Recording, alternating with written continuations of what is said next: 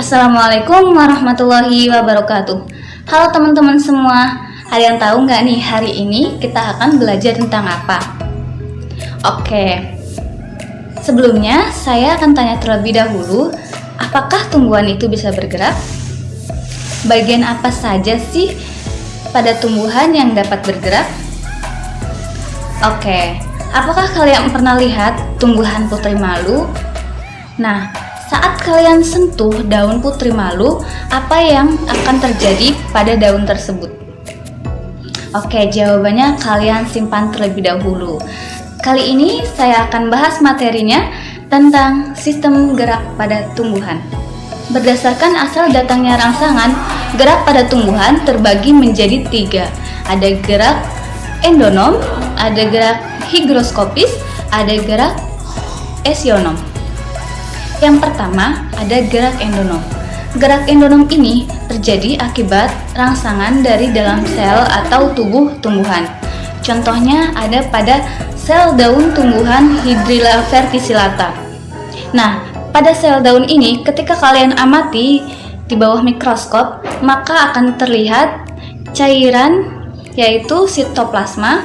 Nah, di dalam cairan tersebut ada butiran berwarna hijau yang disebut dengan kloroplas.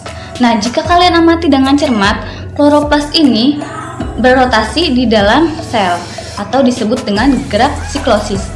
Nah, gerakan tersebut terjadi secara spontan akibat aliran dari cairan sitoplasma di dalam sel. Nah, untuk yang kedua ada gerak higroskopis.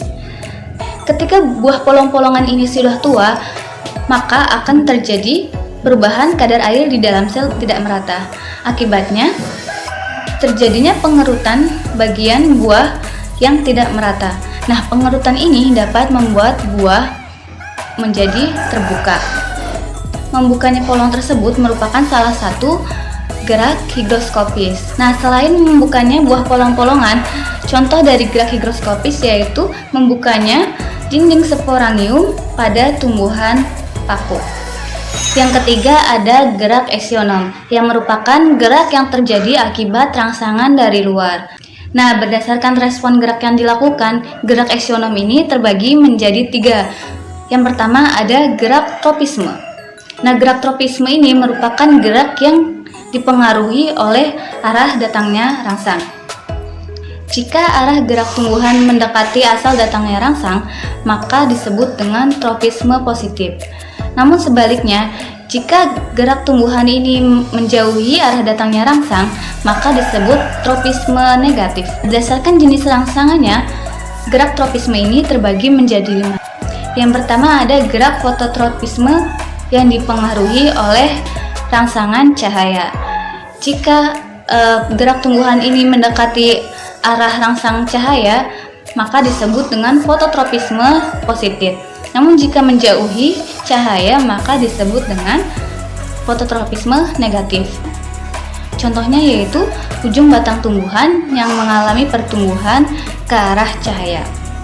Yang kedua ada gerak geotropisme yang dipengaruhi oleh gravitasi bumi. Nah, jika gerak ini menuju pusat bumi, maka disebut dengan geotropisme positif. Sedangkan yang menjauhi pusat bumi disebut dengan geotropisme negatif. Contohnya yaitu pada pertumbuhan akar dan batang jagung. Nah, akar jagung ini akan menuju ke pusat bumi atau disebut dengan geotropisme positif, sedangkan batang jagung ini akan menjauhi pusat bumi yang akan disebut dengan geotropisme negatif. Kemudian yang ketiga ada gerak hidrotropisme yang dipengaruhi oleh sumber air. Nah, contohnya yaitu akar yang bergerak menuju sumber air. Kemudian yang keempat yaitu gerak tigmotropisme yang terjadi disebabkan adanya sentuhan. Contohnya yaitu pada tanaman anggur, yang jika kita letakkan kayu di dekat tanaman tersebut, maka sulurnya itu akan melilit pada kayu tersebut. Kemudian yang kelima ada gerak kemotropisme. Gerak ini dipengaruhi oleh zat kimia. Contohnya yaitu gerakan bulu serbuk menuju sel telur pada saat proses penyerbukan. Kemudian yang kedua ada gerak taksis yang merupakan Gerak pindah tempat seluruh bagian tumbuhan yang dipengaruhi oleh sumber rangsangan. Gerak taksis ini terbagi menjadi dua. Yang pertama ada gerak fototaksis, yang merupakan gerak taksis yang dipengaruhi oleh rangsangan berupa cahaya. Contohnya yaitu pada Euglena viridis yang merupakan organisme yang membutuhkan cahaya. Namun ketika intensitas cahaya ini terlalu tinggi, maka ia akan menghindar dari cahaya tersebut dengan menggunakan flagelnya. Kemudian yang kedua ada gerak kemotaksis yang merupakan gerak taksis yang dipengaruhi oleh bahan kimia. Contohnya yaitu gerakan spermatozoa yang terjadi pada tumbuhan lumut dan paku. Oke, yang terakhir yaitu ada gerak nasti. Nah, gerak nasti ini merupakan gerak yang tidak dipengaruhi oleh arah datangnya rangsang. Terbagi menjadi 4, yaitu yang pertama ada gerak seismonasti. Nah, gerak ini merupakan gerak nasti yang terjadi akibat adanya rangsangan atau sentuhan. Contohnya yaitu gerakan pada tumbuhan putri malu yang ketika daunnya disentuh maka daun itu akan secara otomatis menutup. Kemudian yang kedua ada gerak niktinasti yang merupakan gerak nasti yang dipengaruhi oleh lingkungan berupa kondisi siang dan malam hari. Contohnya yaitu pada daun lamtoro. Ketika siang hari daun ini akan terbuka, namun ketika malam hari daun ini akan tertutup. Kemudian yang ketiga ada gerak fotonasti yang merupakan gerak nasti yang dipengaruhi oleh cahaya. Contohnya yaitu pada bunga pukul 4 atau bunga asar yang akan bermekaran pada saat siang hari menuju sore hari. Kemudian yang terakhir yaitu ada gerak termonasti yang merupakan gerak nasti yang dipengaruhi oleh rangsangan berupa suhu. Contohnya yaitu pada bunga tulip yang selalu bermekaran di musim semi.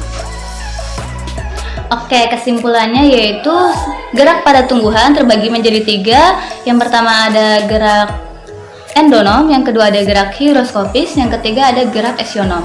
Nah, gerak eksionom terbagi lagi menjadi 3. Yang pertama ada gerak tropisme yang terbagi lagi menjadi 5. Ada gerak fototropisme, ada gerak geotropisme, ada gerak hidrotropisme, ada gerak stigmotropisme, dan ada gerak kemotropisme. Kemudian yang kedua ada gerak taksis yang terbagi menjadi 2, ada gerak kemotaksis dan gerak fototaksis. Kemudian yang terakhir ada gerak nasti yang terbagi menjadi 4. Yang pertama ada seismonasti, yang kedua ada niktinasti, yang ketiga ada fotonasti, yang keempat ada termonasti. Oke, mungkin cukup sekian pemaparan materi dari saya. Kurang lebihnya mohon maaf. Semoga bermanfaat. Wallahu muwaffiq ila aqwamit thoriq. Wassalamualaikum warahmatullahi wabarakatuh.